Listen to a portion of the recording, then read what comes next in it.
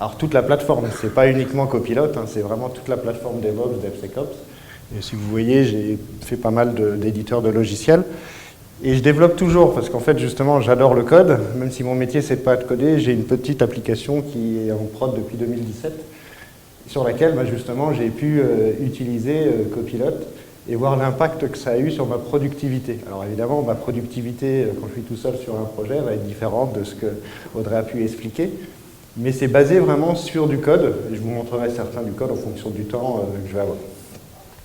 Déjà, il y a un point qui est intéressant, c'est que ce qui a fait exploser le GenAI, c'est ChatGPT. Avant, je pense qu'on n'aurait pas pareillé, on va vers de l'IA partout, etc. On parlait de machine learning, on parlait de big data, etc. Ça a quand même beaucoup changé. Mais si on regarde la date à laquelle Copilot a commencé, ça a commencé bien avant novembre 2022, où ChatGPT est sorti. Depuis juin 2021, Copilot était disponible aux développeurs. Et moi, je l'ai découvert en interne, non pas en juin 2021, bien que je sois dans la société, mais en septembre, août-septembre 2021. Et depuis, je l'utilise tout le temps. Et d'ailleurs, ça a commencé avant. En interne, l'équipe, l'office du CTO, en fait, qui s'appelle maintenant GitHub Next, avait en août 2020, vous savez, Microsoft a racheté GitHub, Microsoft est très proche d'OpenAI, et en fait, notre équipe de recherche avait dit, est-ce qu'on ne peut pas faire quelque chose avec le langage naturel pour voir si ça peut aider les développeurs? Et en faisant quelques modèles, quelques expérimentations, ils se sont dit, sur les 233 tests qu'on a à faire, 93% ont été capables de répondre de façon acceptable en posant la question, fais-moi cet algo, fais-moi cette fonction. Donc c'était le tout début de ce qui a fait Copilot. L'architecture de Copilot, elle est relativement simple sur les slides, c'est un peu plus compliqué en réalité. Alors déjà, il y a un point qui est important, c'est le modèle qu'on utilise. Vous avez entendu parler de modèles tout au long de la journée, où sont les données, etc. C'est des questions qui sont vraiment importantes, mais c'est aussi des questions auxquelles il faut, avant d'avoir peur de la... Alors si on est ici tous ensemble, c'est que vous n'avez pas peur de l'IA générative, mais par contre, dans les entreprises, ça arrive fréquemment qu'on se pose plein de questions.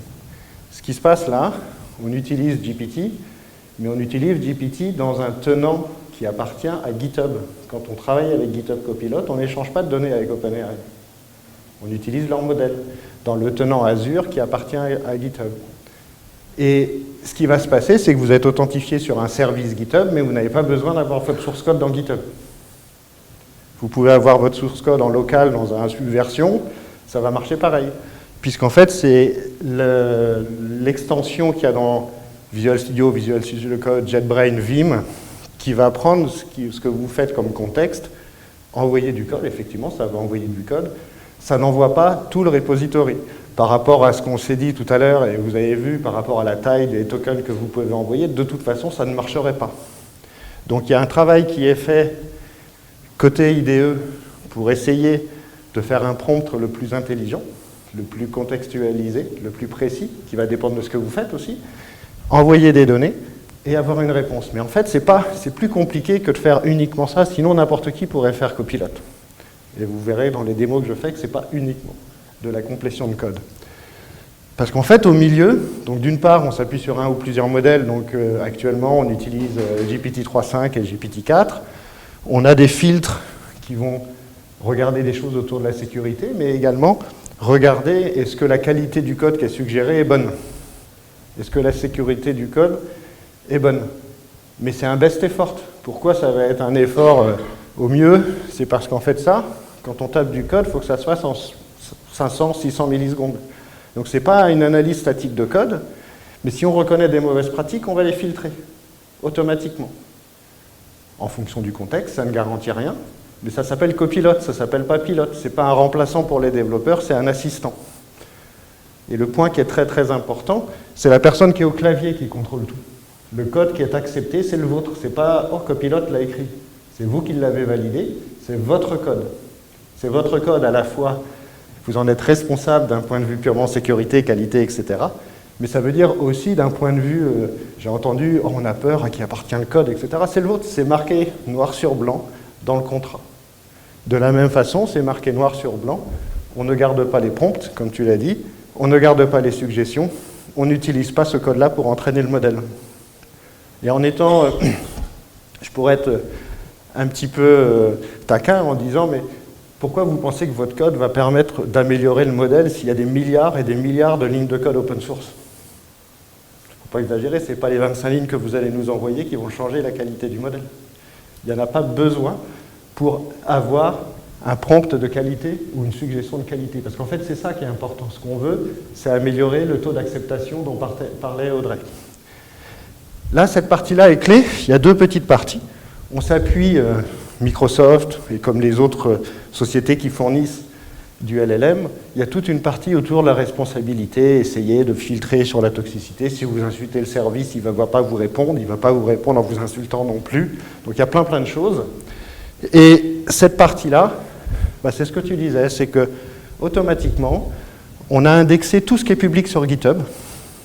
Et quand on crée une suggestion, parce qu'à chaque fois on crée une nouvelle suggestion, il n'y a jamais de copier-coller. J'entends souvent, ce matin, il y a quelqu'un qui disait « Oui, mais si le code qui est suggéré vient d'un repository. » C'est pas comme ça que ça fonctionne. Le modèle, il a été entraîné, on ne touche plus au repo.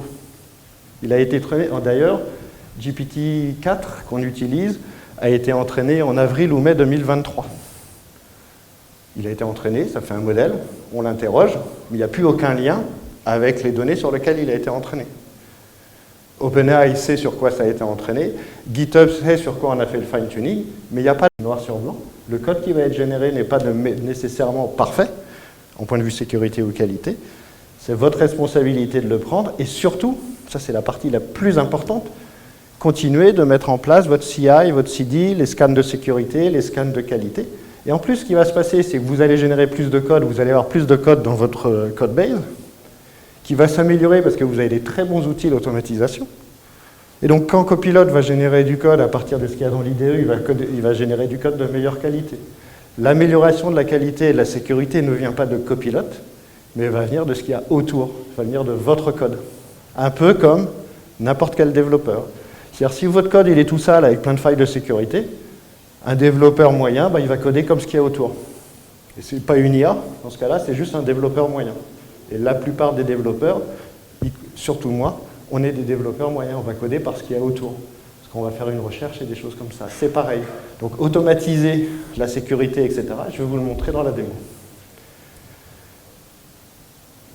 2 slides et après j'arrête. Et après je pars sur la démo. Comme c'est entraîné sur tout ce qui est public dans GitHub plus OpenAI, ça parle à peu près tous les langages. La question, c'est qu'il ne faut pas poser à monsieur GitHub est-ce que ça marche avec X? Vous testez. Hier, avant-hier, une de mes collègues a posé la question sur un Slack interne. Est-ce que les gens qui font du SAS, vous savez, c'est un outil d'analyse de données, alors je ne connais pas, je dis vous savez, moi je ne connais pas.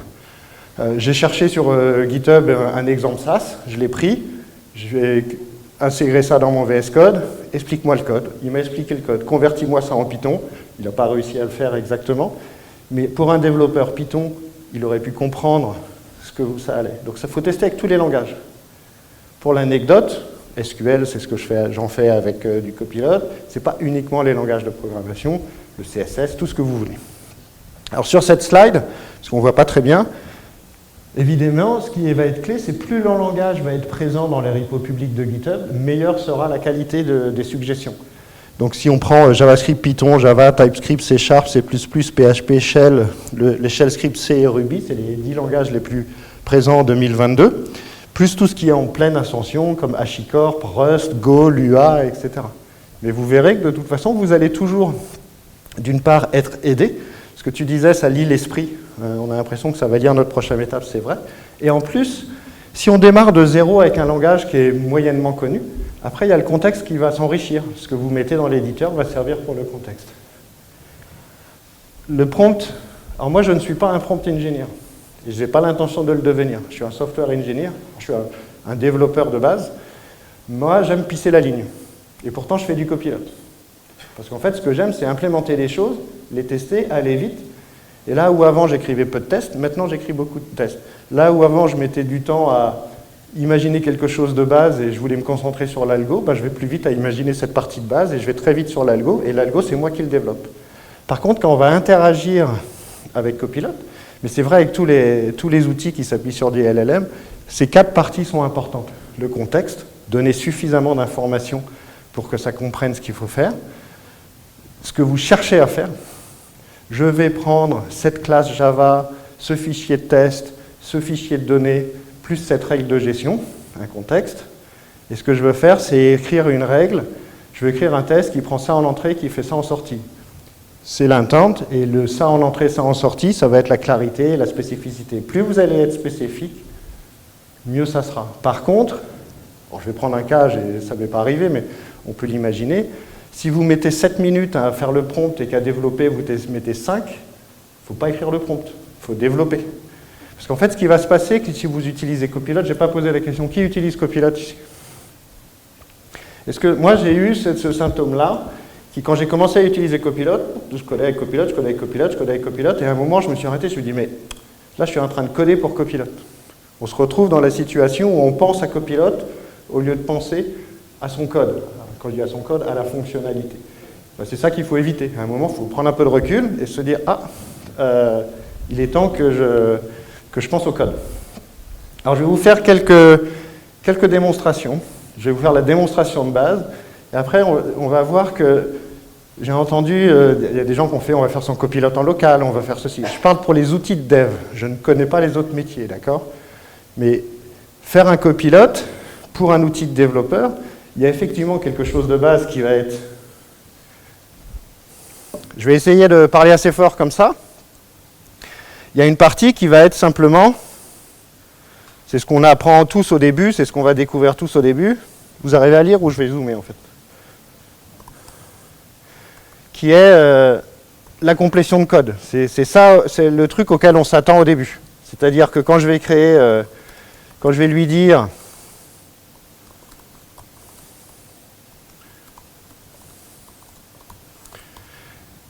En fait, ce qui est amusant ici, vous voyez, j'ai tapé un commentaire, donc c'est mon prompt. Mon prompt et mon contexte, c'est quoi? C'est le nom du fichier qui s'appelle index.js, alors ind.js.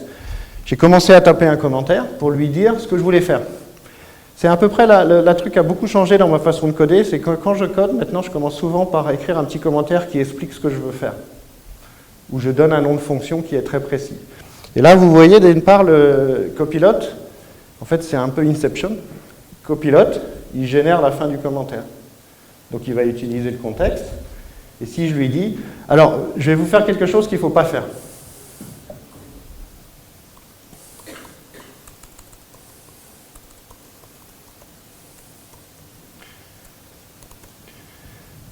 Ce qu'il ne faut pas faire, ne mélangez pas les langues. C'est déjà suffisamment compliqué de bien écrire dans une langue si on mélange les langues, mais par contre, lui, il va le comprendre.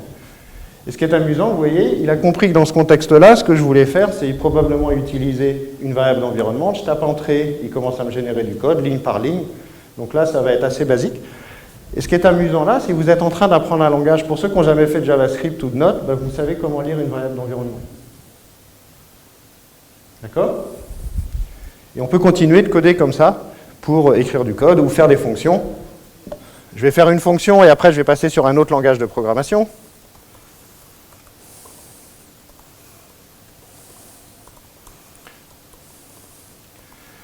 Et si on veut aller vite, vous ouvrez les accolades, vous les fermez, ça va appeler la génération de code. Et là, après, vous avez plein de façons de travailler. Soit vous demandez plusieurs suggestions, c'est-à-dire que ici, je vais aller demander à Copilot de me générer 10 suggestions. Il m'en a généré 9, parce qu'il en a probablement filtré une en dehors. Et là, laquelle est la première, laquelle est la meilleure, c'est celle que vous allez choisir, ce n'est pas celle que Copilot a choisie, c'est vous qui choisissez le code. Et par exemple, vous savez que vous voulez utiliser un algo particulier. Il faut lui dire, tout simplement. Vous allez lui dire, bah là, ce que je veux, utilise cet algo, rafraîchis. Et en fait, ce qui est super important dans l'expérience de Copilot, c'est cette rapidité d'exécution. J'attends pas, je ne fais pas de copier-coller, je ne vais pas sur un autre navigateur, ou etc. Et ça, c'est clé, indépendamment du fait de la sécurité, ça ne part pas en dehors de GitHub. Vous avez un contrat avec GitHub, ces prompts-là ne sont pas gardés. Et donc, je vais accepter cette suggestion. Et là, maintenant, je veux la documenter. Pour la documenter, une façon simple de le faire, ça va être de dire... hop, j'ai ma souris, je vais prendre ma souris, ça va être plus simple. Je vais lui dire, hop, Copilot, Generate doc. C'est pour ça que quand Audrey disait c'est facile d'écrire de la doc, bon, c'est pas compliqué maintenant d'écrire de la doc, d'accord? Et quel est le langage le plus utilisé à l'école 42? Allez, on va essayer quelque chose.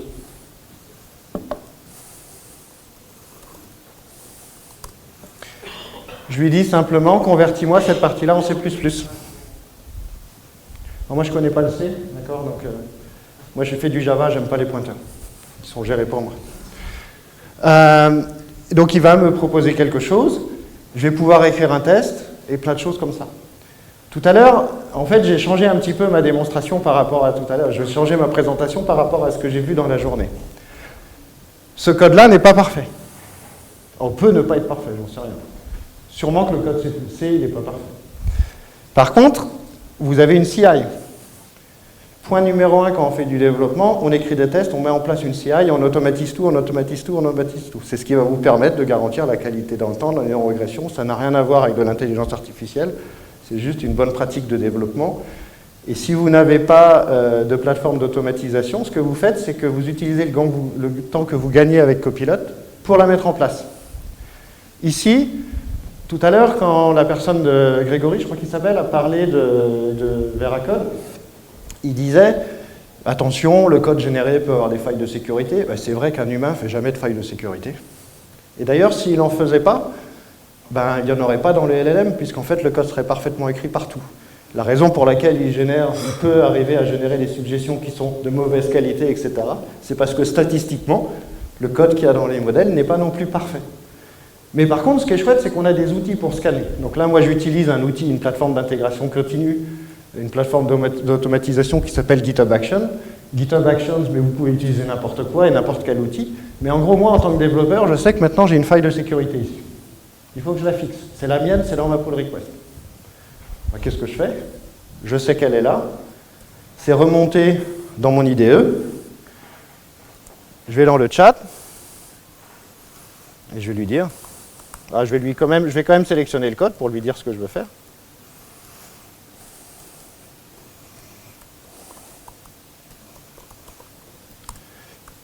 Même avec les typos, il va comprendre. C'est ça qui est pas mal, c'est que même si on programme avec des moufles, et là c'est mieux parce que grâce à Copilot, vous pouvez programmer avec des moufles. Et donc là, il m'a généré un fixe qui me paraît pas mal. C'est un placeholder, top. Voilà. C'est quoi l'étape suivante? D'écrire un test. Mais avant, je vais améliorer mon code. Je vais aller ici, je vais prendre le raccourci comme tout à l'heure et je vais lui dire add javadoc, use, try, catch, block, angel, and, on va s'arrêter là. Alors Jules, c'est pas le chanteur. C'est Java Util Login. Alors peut-être qu'il va dire que je veux parler de Marseillais, mais je ne suis pas sûr. Donc, il m'a fait du code, il m'a corrigé le code, il ne m'a pas corrigé exactement le même code. Mais c'est pas grave.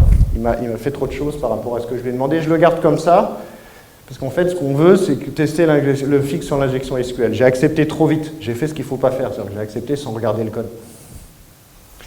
Je retourne sur cette partie-là. Soit je peux demander une explication sur ce que c'est, et ça c'est pas mal. Alors, c'est marrant qu'il parle de PHP, mais il doit se dire, les mecs qui font du PHP, ils font toujours des injections SQL, et ça a été vrai pendant longtemps quand on regarde le code PHP historique. Il faudrait que je demande à... là, je vais lui dire...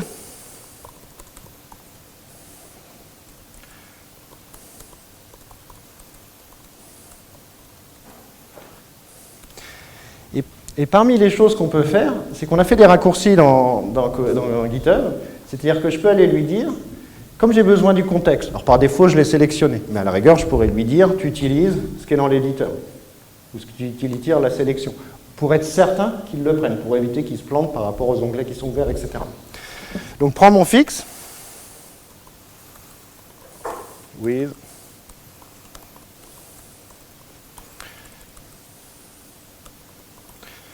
là, je lui dis d'écrire un fixe en lui disant écris-moi un drop table. En fait, ce qui est intéressant, et ce qui va le faire proprement, on va voir, Ce qui est intéressant ici, c'est de garder en tête qu'il faut essayer d'être le plus précis possible. Et assez rapidement, quand vous allez utiliser Copilot, vous allez vous dire, plutôt que de laisser deviner quel est le statement que je veux tester, je vais lui dire ce que je veux faire. Alors, j'espère qu'il va le faire. C'est toujours le risque avec les démos live, hein, c'est pas grave. Est-ce qu'il le fait quelque part? Est-ce qu'il le fait? Il ne l'a pas fait? Tiens, j'ai l'impression que je ne le vois pas. Est-ce qu'on voit le name quelque part? Name Fido. Il ne l'a pas fait. J'ai pas été poli.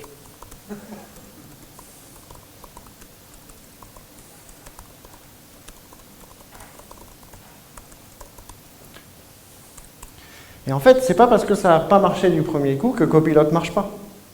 À la rigueur, si ça n'a pas marché du premier coup, je vais dans le code, je le fixe à la main. Si, voilà, là il le fait. Et là, je me suis dit, je vais requalifier le prompt un petit peu. Et ça peut vous aider pour plein de choses. Là, je vous ai montré du code assez classique. Imaginez, vous voulez créer un modèle de données, vous voulez documenter, mais pas documenter au sens Javadoc. Je veux documenter mon modèle de données sur cette application. Je vais simplement lui dire, je vais recommencer un nouveau chat. Je peux faire une recherche dans mes fichiers, mais ce que je vais lui dire, regarde dans tout le workspace. Là, il va regarder dans ce qui est dans le workspace, sans prendre en compte ce qui est ouvert, pour préparer le prompt. Il ne va pas tout envoyer, il va juste faire un index local. On a entendu parler de RAG, d'embedding, etc. Donc c'est comme ça qu'il le fait, de façon transparente et locale. Mais il appelle toujours le service à la fin. Et là, je vais lui dire create a markdown file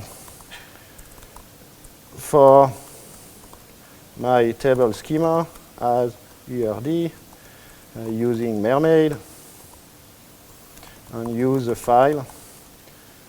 Alors je vais lui dire, comme je sais que j'ai un fichier SQL dans ma base de données, je vais lui dire va chercher cette partie-là, ou va chercher la partie schéma, je ne l'ai pas là, donc je vais dire SQL, fais-moi la recherche, hop. Et là, je lui demande de me générer de la doc. Et je pourrais lui demander, alors, si je prends le temps de bien poser la question, d'écrire un peu plus de doc, comment est écrit le back-end, etc., etc. Et là, normalement, il va me faire quelque chose. Si vous ne connaissez pas Mermaid, je vais le laisser travailler et en même temps, je vais vous le montrer derrière.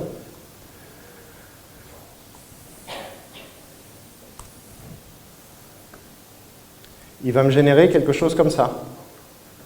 Pour PET clinique. Et en fait, le format, si vous ne connaissez pas ERD, ça ressemble à ça. Et c'est comme plante UML, ça vous dit quelque chose. En fait, c'est une description de schéma. Par contre, pourquoi je prends Mermaid? C'est parce que Mermaid, c'est supporté nativement dans GitHub, dans le Markdown GitHub. Et là, il m'a bien fait. Alors là, il n'a pas fait tous les champs. Il suffit que je lui dise, ajoute-moi les champs. Donc on a vu, je peux écrire du code, je peux documenter le code, je peux demander des explications, apprendre, convertir des langages. Et une autre partie qui peut être amusante en fonction de la façon dont on aime coder, hein, c'est chacun va avoir sa façon de coder. Moi, je n'utilise pas, en tout cas, alors c'est pas vrai, j'utilise de plus en plus, mais jusqu'ici, je n'utilisais pas beaucoup Copilot pour me générer des choses très compliquées, qui touchaient plusieurs fichiers. Par exemple, ici, je vous ai préparé un prompt, si je le trouve, voilà. J'ai une application React de base, j'ai juste lancé le template React. Je vais lui dire ce que j'aimerais. Mauvaise idée, j'ai trop zoomé. Donc si je rezoome un peu, en utilisant le workspace, crée-moi un nouveau composant main qui va être appelé depuis le app.js, qui va aller avec un header component, qui va aller utiliser les API GitHub pour récupérer le profil utilisateur et montre-moi le username et le profile dans cette partie-là. Donc il va me montrer les étapes pour le faire. Allez, on tente en live. Et moi, j'utilise beaucoup. Alors, quand je disais que j'utilisais pas beaucoup ça, j'utilise pas beaucoup ça pour quelque chose, créer des choses nouvelles. Par contre, j'utilise énormément ça pour écrire les tests. Prends ce fichier-là, tu as les données qui sont là, fais-moi ça, écris-moi des tests dans ce fichier. Alors, il ne va pas les écrire dans le fichier, mais il va me proposer les différentes choses ici. Et on voit ici, par exemple, qu'il a appelé quelque chose tout bête. Alors, vous êtes peut-être des rois du front, moi, ce n'est pas le cas, je suis allergique. Mais voilà, par exemple, ici, il m'appelle l'API GitHub, et en plus, il m'a montré comment je pouvais lire un paramètre depuis l'URL. Est-ce que c'est la toute dernière version de le faire? Et c'est là où il faut garder votre cerveau de développeur. Quand on utilise Copilot, le but, c'est pas de débrancher votre cerveau. D'accord? C'est important ça, parce que si vous débranchez votre cerveau, vous allez nulle part. C'est plutôt de le prendre pour faire des choses importantes. Et quand vous avez un doute, un développeur junior, effectivement, il va peut-être avoir moins de doutes qu'un développeur expérimenté. Mais même s'il n'avait pas Copilot, il ne se poserait pas trop de questions, ça marche, machin, Stack Overflow. C'est notre rôle de tech lead, etc., d'aider les développeurs à monter en compétences. Et quand je dis junior, ce n'est pas junior au sens étudiant, c'est junior au sens quand j'arrive sur un projet. Et là, en fait, ce qui va se passer, c'est que si ce n'est pas la façon de gérer les paramètres dans la toute dernière version de React, ben, je vais aller dans la doc. La doc, elle existe toujours. On est capable de la lire et on est capable de comprendre ce qu'il faut faire. Et s'il y a une autre façon de lire les paramètres, et ben, une fois que vous l'aurez implémenté une fois, il suffira de lui dire « implémente les paramètres comme j'ai fait dans ce fichier-là ». Et vous allez continuer d'améliorer cette partie. Donc là, il m'a décrit les différentes tâches à faire. Et je me suis amusé à faire... qui était là à la première présentation où on a parlé de la Formule 1? Alors j'étais au fond, là. Et ça va faire le lien avec Copilot Entreprise. Tout ce que je vous montre ici n'a aucune dépendance sur le repo. C'est-à-dire que si vous regardez la première démo que je vous ai faite sur... hop, il faut que je retourne là. Ici, si j'essaye d'accéder à Git, vous voyez, je ne suis pas sur un repo Git dans ce repo. Donc il n'y a pas besoin de lui. Par contre, on a une nouvelle fonctionnalité qui a été annoncée mardi ou mercredi qui s'appelle GitHub Copilot Entreprise, où pour les gens qui sont sur GitHub, et les entreprises qui sont sur github.com, on peut interagir avec son source code. Alors parmi les choses qu'on peut faire avec son source code, c'est poser des questions dans le repo, et je vais juste poser une petite question toute bête, hop, et je vais zoomer dans une seconde. La question que j'ai posée,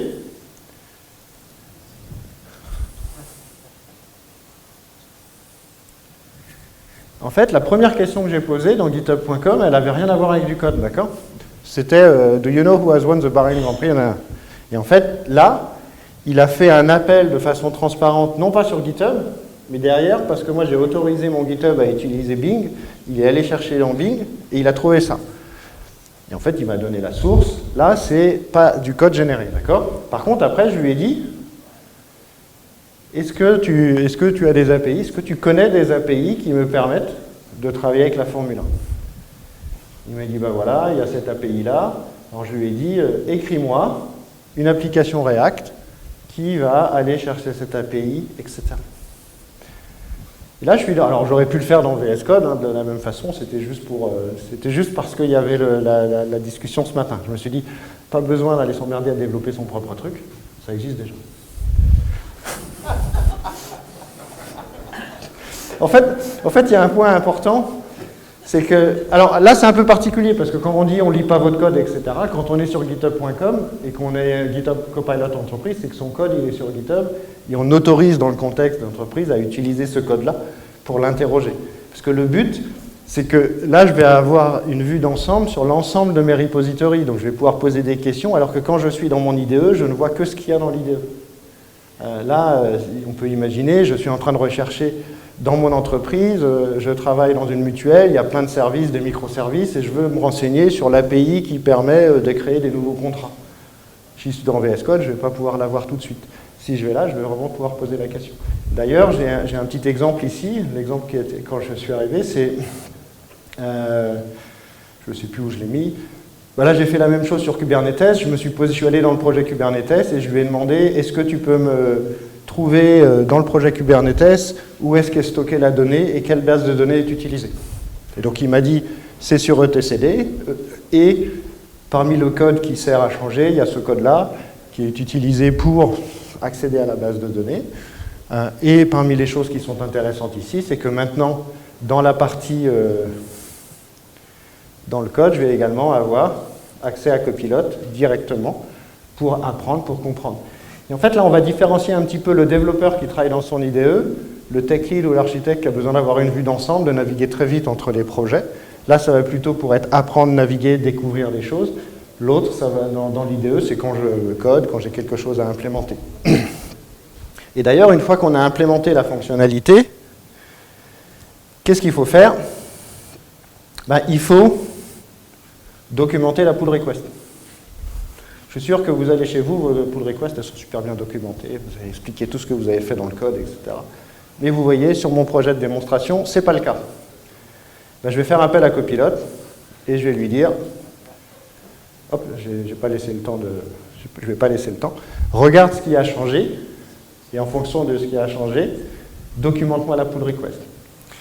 Et la dernière chose que je vous montre, alors il y a deux petites choses, je vais essayer de vous faire deux petites démos à la fin. Il y en a une, là, une autre, qui est tout à l'heure dans la sécurité.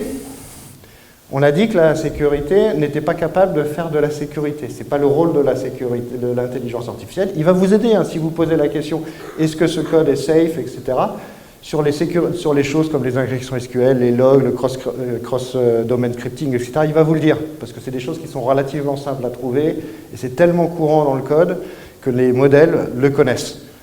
Par contre, c'est toujours mieux, vous voyez là, donc il m'a documenté ma pull request, et ce qui a été fait dans la pull request. Dans la partie sécurité, une fois qu'on a utilisé un outil de scan, Veracode ou CodeQL, Veracode c'est ce que vous avez vu ce matin, CodeQL c'est l'outil de scan de GitHub, les deux peuvent être intégrés à GitHub, ben, en fait on a l'information qu'on a trouvé la vulnérabilité, c'est ce qu'on voit ici dans la pull request. J'ai l'information sur, attention ton code il n'est pas safe, il y a un risque d'action sur ton server-side par rapport à la... Bon j'ai pas lu tout. Ce qui est intéressant là c'est qu'on a mis en place l'autorémédiation ou le conseil de fixe, c'est-à-dire automatiquement, non seulement on a de la sécurité, on explique le bug et on propose directement dans la pull request. Et une fois de plus, qui est-ce qui valide ça? C'est pas Copilot. C'est moi qui vais dire non, j'en veux pas, c'est n'importe quoi. Oui, je vais le prendre parce que je l'ai lu, ou je vais le modifier. Toujours la validation de l'humain. Et pour la dernière démo, je vais faire quelque chose que j'adore. En fait, c'est que j'ai tellement pris l'habitude de prendre Copilot comme un outil universel, c'est que ça me sert à tout. Et ça me sert à quelque chose de tout bête, qui n'a rien à voir avec du code. Si, ça a du code, mais quand on a besoin de données. Vous voyez, j'ai un beau fichier CSV là. Ce fichier CSV, c'est juste mes données de test. Hein. Je ne suis pas un data engineer et ce n'est pas du big data, mais j'ai juste besoin d'avoir ces données pour des données de test. J'ai récupéré les données quelque part, mais ce n'est pas très propre. Ben, je vais faire un truc avec Copilot. Je vais lui dire, donc je sélectionne tout le code, d'accord? Je prends le raccourci pour avoir l'inline chat et je lui dis,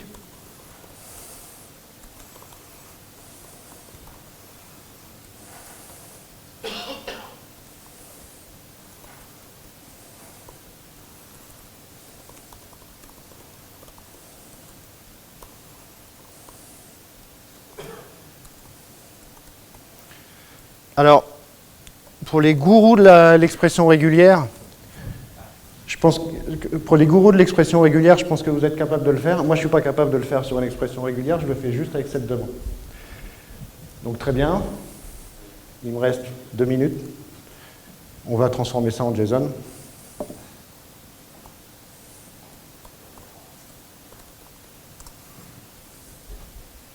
Ah, c'est pas propre là. C'est pas grave, c'est pas grave, c'est pas grave.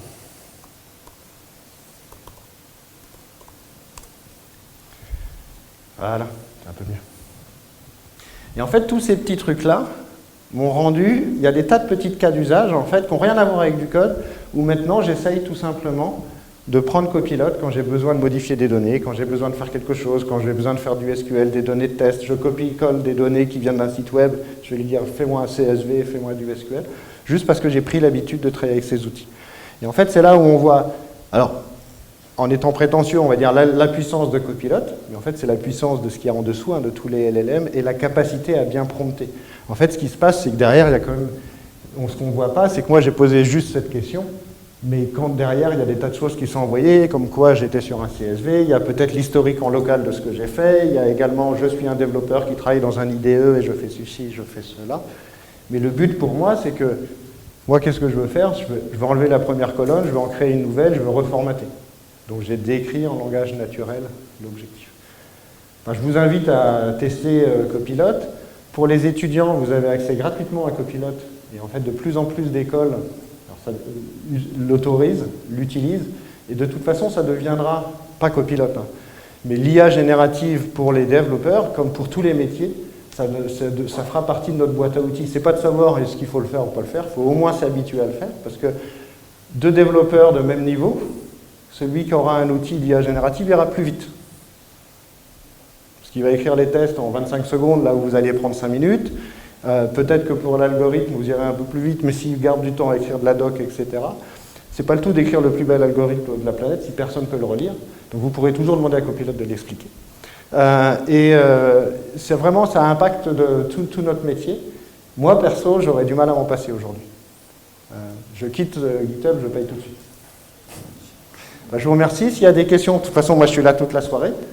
Et super journée en tout cas.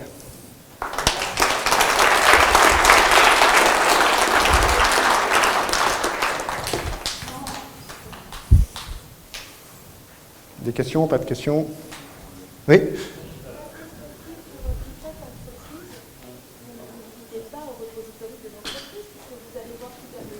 Oui, en fait, la question c'est, pour GitHub Copilot Entreprise, vous ne limitez pas au repo de l'entreprise.